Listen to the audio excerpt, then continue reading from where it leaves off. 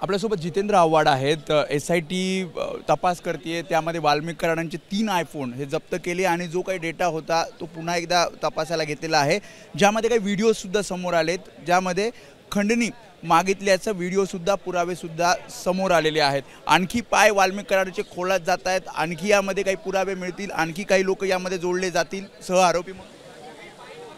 आता काय पुढे काय होईल का आपल्याला सांगता येत नाही। मी फक्त पोलिसांचं अभिनंदन करीन की त्यांनी अतिशय महाराष्ट्राला शोभेल, महाराष्ट्राच्या पोलिसांची इज्जत राखली जाईल असा तपास केला। माझं पोलिसांचं मी मनापासून अभिनंदन करतो। करोडोची प्रॉपर्टी आहे, गाड्यांचे तपशील ते तर अजून खूप उघडवायचं आहे, प्रॉपर्टीचं वगैरे काय बोलूच नका। आत्ताच मी सांगितलं की राज घनवट नावाचा इंचार्ज ग्रुपमधला पोरगा आहे, ते शेतकरी बाहेर येऊन उभे आहेत।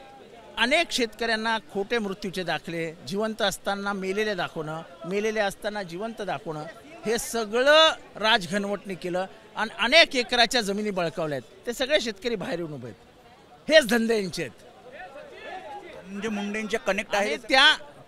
त्यांच्यावरती गुन्हे दाखल करा, माझ्या माणसांना सतवू नका असं पोलीस स्टेशनला फोन केल्याचा आरोप ते सगळे शेतकरी धनंजय मुंडेंवर करत आहे की धनंजय मुंडेच फोन करायचे, सह आरोपी केलं पाहिजे अशी मागणी जनतेची मागणी आहे। परळीमध्ये काल मोर्चा निघाला त्याच्यासाठी। त्यामुळे हे होते जितेंद्र आव्हाड, त्यांनी ज्या प्रकारे वाल्मिक कराड संदर्भात जे काही खुलासे समोर येत आहेत, जो काही पाय खोलात आणखी जातोय त्यावर प्रतिक्रिया दिलेली आहे। कॅमेरा अरुण समी वेदांत ने ABP माझा मुंबई।